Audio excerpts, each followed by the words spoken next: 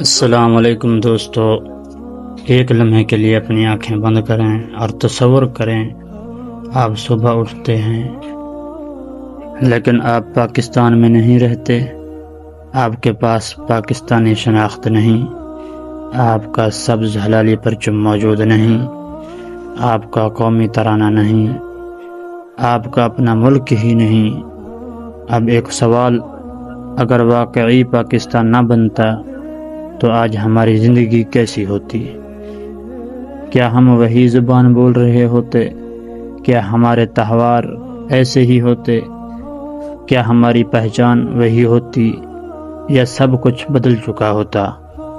آج کی ویڈیو میں ہم تاریخ، حقائق اور تصور کو ملا کر ایک ایسا سفر کریں گے جو شاید آپ نے پہلے کبھی نہ سنا ہو، اور یقین کریں ویڈیو کے آخر میں ایک ایسی حقیقت سامنے آئے گی جو آپ کو چند لمحوں کے لیے خاموش کر دے گی۔ تو آخر تک ضرور دیکھیے۔ آئیے سفر شروع کرتے ہیں۔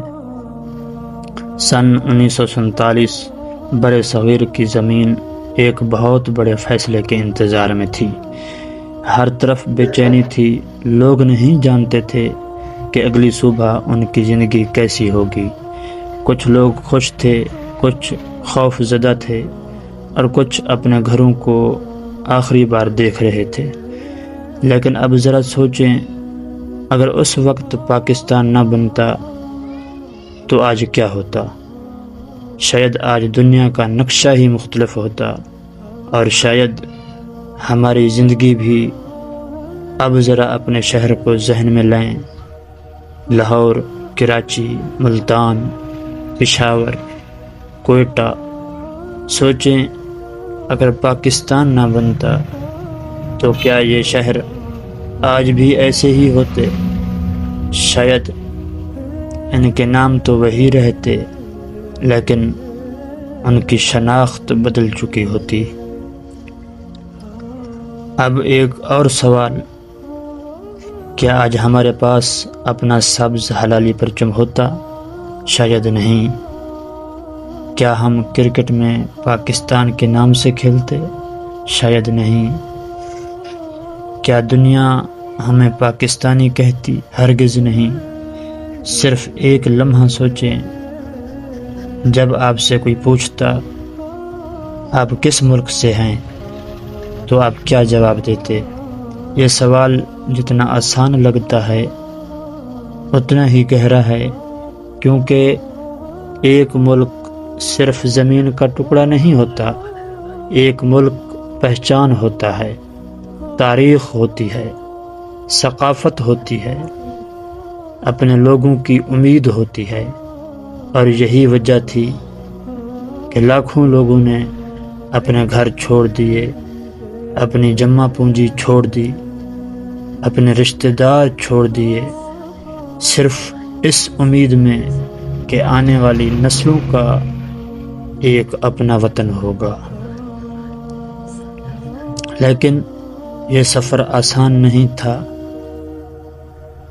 ٹرینیں چل رہی تھیں، مگر ہر ٹرین اپنی منزل تک محفوظ نہیں پہنچتی تھی۔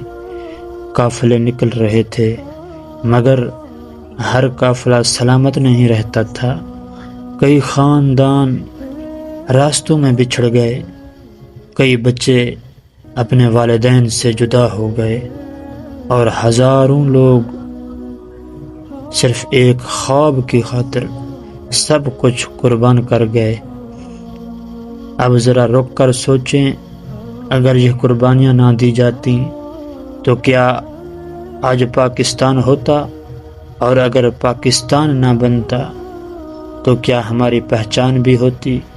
لیکن ابھی سب سے حیران کن حصہ باقی ہے، کیونکہ اگلے چند لمحوں میں ہم بات کریں گے کہ اگر پاکستان نہ بنتا تو آج ہماری زبان، تعلیم اور ہماری روزمرہ زندگی کس حد تک مختلف ہوتی۔